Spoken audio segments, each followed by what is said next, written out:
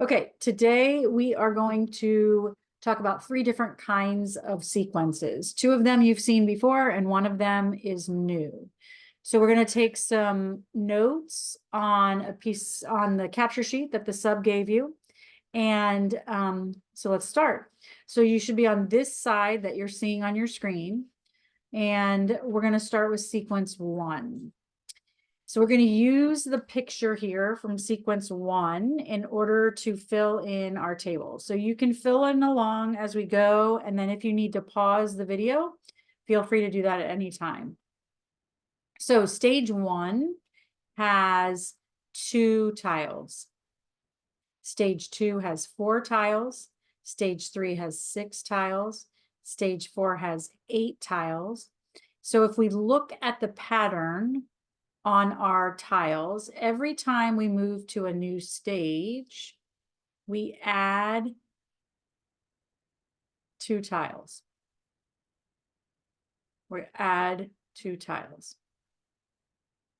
So we've talked about this kind of pattern before. The adding 2 tiles, we can use that same pattern to continue my table. And this pattern is our linear pattern, right? We have an adding or subtracting pattern, and it's our first pattern, right? It's called the first difference. Now, we may or may not have said that before.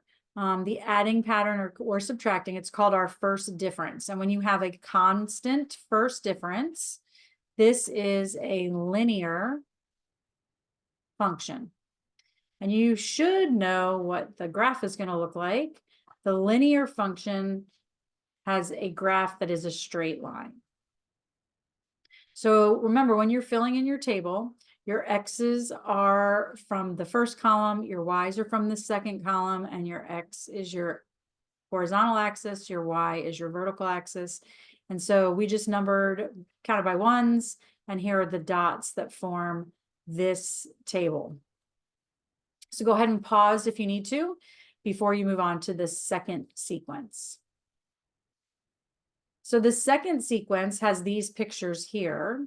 And if we look at, to count the tiles for each one, in stage 1, we have 1 tile. Stage 2, we have 5 tiles. Stage 3, we have 25. And stage 4, we have 125.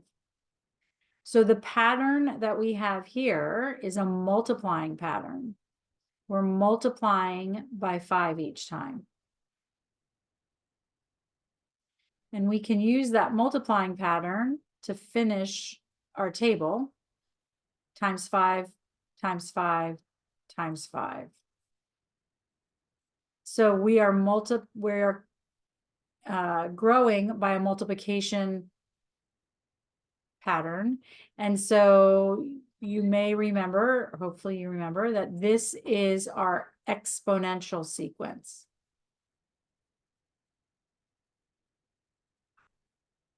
Function, our exponential function. This sequence is exponential.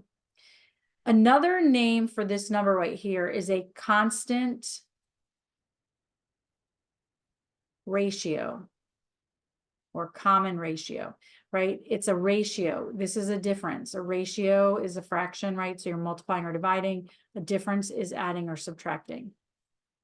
So again, you should know what this graph is going to look like, right? It's our exponential curve that we've learned about. When you put this on when you graph it, remember X's are first column, Y's are the second, X is horizontal, Y is vertical. And we have this pattern. Our numbers get too large to be on our grid, even counting by 25s. So we're just going to graph the dots that fit on the grid. Now, again, you can either pause the video to copy it if you need time. But I'm going to move on now to our third function. And this is the new one that we did a little exploration of on Friday after our concept check. So the situation here is that Hector decided to keep track of the snowfall in Danville, Virginia, and he recorded the number of weeks since the first week of January and how much snow. So when January began, there was 0 inches. Then after a week, 5 inches, 2 weeks, 8 inches, 3 weeks, 9 inches, 4 weeks, 8 inches, 5 weeks, 5 inches, and 6 weeks, 0 inches. So let's see if we can figure out a pattern here. So for the first week, we added 5, then we added 3, then we added 1, then we subtracted 1, and we subtracted 3, and then we subtracted 5. So this is a pattern. It's not a constant pattern, but it is a pattern. We added 5, then 3, then 1, and then -1, -3, -5. It's got a symmetry to it. But what I'd like us to look at is look at the pattern on the pattern. So we call this the second pattern. So to get from 5 to 3, I am subtracting 2. To get from 3 to 1, I'm also subtracting 2. And what you'll find is that for every week, we subtract for the second pattern, it's a -2 every time. And this is called a second difference.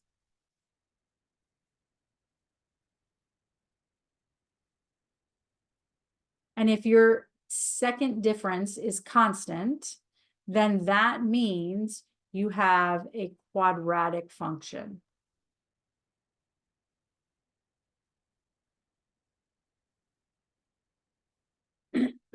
So let's take a look and see what that looks like on a graph. We are talking about inches of snow. So this is a continuous function. It's not discrete like the other two, number of tiles.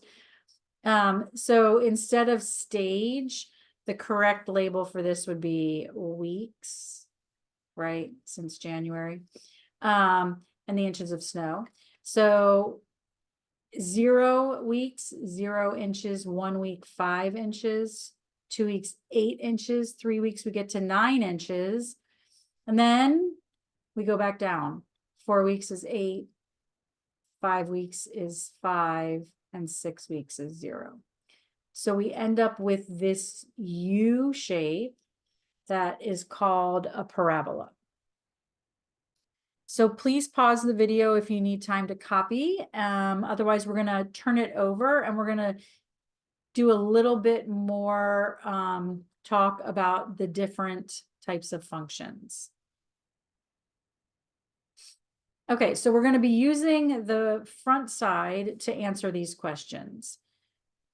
So we're going to do some of the characteristics we've talked about. We're going to list some of the characteristics we've talked about this year for each function. So let's start with example 1, which if you remember, that's our linear.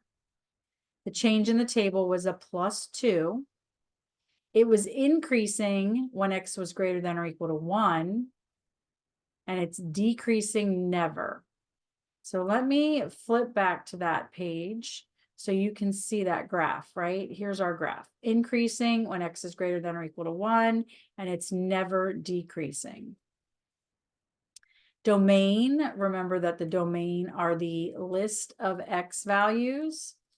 And in example 1, when you're talking about stages and tiles, those are going to be discrete. The range will be our y values. So when we have a discrete function and we're listing the domain and range, those are just going to be lists of numbers. We took those straight off the table, x values and the y values. The minimum, those are our y's. So the minimum is 2 and the maximum is 14.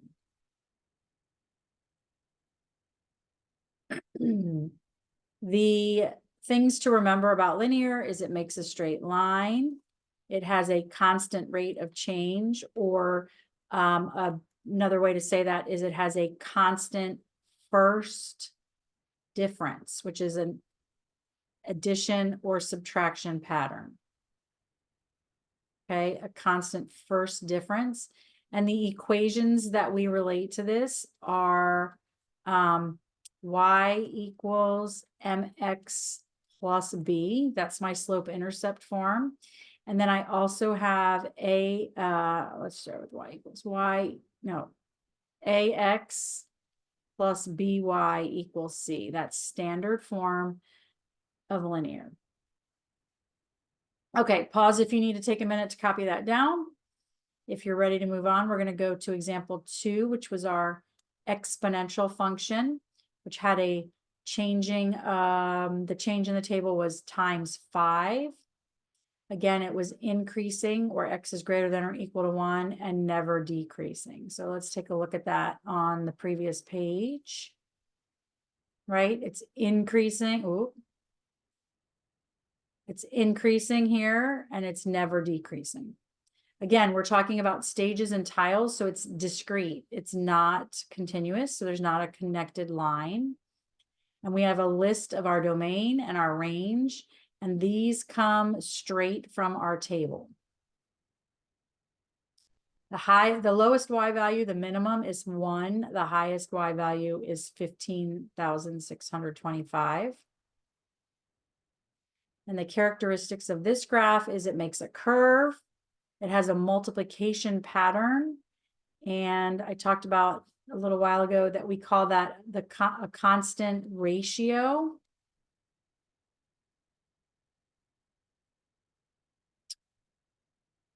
And the equation for this one is our y equals a b to the x. That's the exponential function equation. All right, if you need more time, go ahead and pause it. Otherwise, let's move on to example 3, which is our new function. It's called quadratic. The change in the table was a second difference of +2. Now we had a continuous function. So if we go look back, it is increasing between 0 and 3, right? Here's where it changes direction.